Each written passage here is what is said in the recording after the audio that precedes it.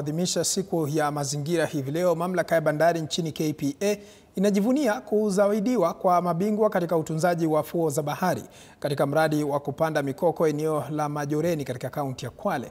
Kwa sasa tunaungana naye mwandishi wetu wa habari Quinto Wafula akiwa ameandamana na wakuu katika mamlaka ya KPA na wadau wengine katika kuendeleza utunzi wa mazingira. Quinto Wafula, kama unanipata kwa njia iliyo safi zaidi, tueleze kwa kina.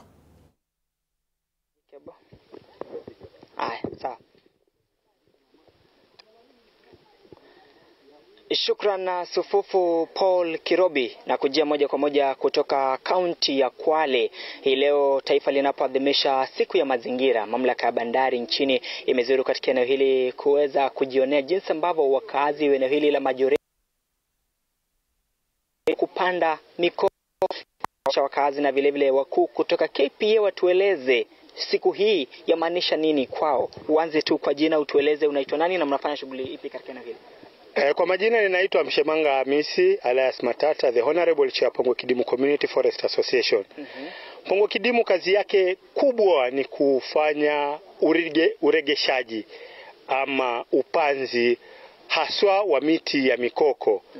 Mwaka wa 2023 tuliweza kupata ufadhili wa upanzi wa mikoko ambayo ilipandwa sehemu hii ya Majoreni,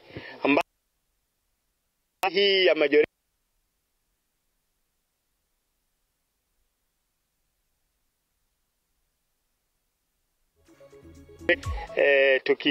tukiwa naye mkubwa hapa, wamekuja kuangalia je, ile miti tulipanda ama ile miti tumekuza.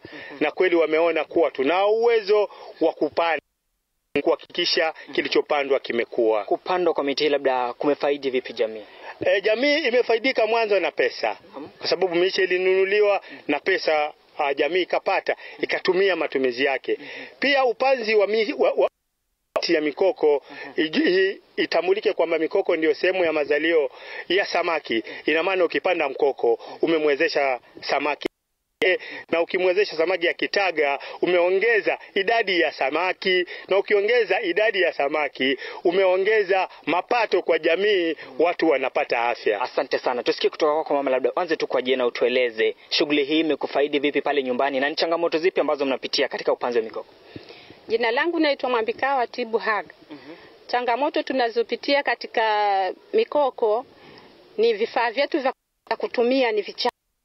Anahitaji vitu kama vile gloves, gumboots, hata mashepe, mapanga, hata usafiri wa kwenda kutafutia zile tupa ili iwe rahisi kwetu kwenda kwa masaa machache na kuja nyumbani tukatekate zile tupa na tutumie. Na labda pale nyumbani maisha yamebadilika vipi tangia KPA wapige jeki na vile vile kuwasaidia katika upanzi huu? Maisha yamenibadilikia kwa sababu mtoto wangu afukuzi ovyo ovyo shule. Na pia kiafya wamebadilika, sasa hivi wanapumua hewa safi. Naam, asante sana. Tuweze kusikia kutoka kwa afisa wa mawasiliano kutoka KPA. Kwa jina utueleze shughuli hii yamaanisha nini kwa KPA? Asante sana. Kwa majina naitwa Dave Jones Buchere. Nasimamia mawasiliano pale Post Authority. Naam. Siku hii leo niseme kwamba tunaposherehekea siku ya mazingira, maidara tunajivunia sana kwamba imekuwa kama ni sadfa. Wakati huu ambapo tunaposherehekea siku hii kule Japan, Managing Director wetu Captain William Ruto na wakubwa wengine, viongozi wengine walikuwa wameenda kongamano la kimataifa. Na katika hilo kongamano KPA imeweza kutuzwa kwa ajili ya shughuli hizi za kulinda mazingira. Na mahali pale ambapo tumeangazia katika hiyo shughuli ni hapa Majoreni, ambapo tunaiita kwa lugha ya Kimombo mangrove conservation restoration program. Na mtuelewa kwamba kulikuwa zaidi ya washindani 500, lakini KPA kaibuka kwa kidedea. Labda ni mbinu zipi ambazo mnaweka kuhakikisha kwamba mnaendelea kushinda na vile kuboresha mazingira? Okay, kama KPA ukiangalia kuanzia mwaka wa 2019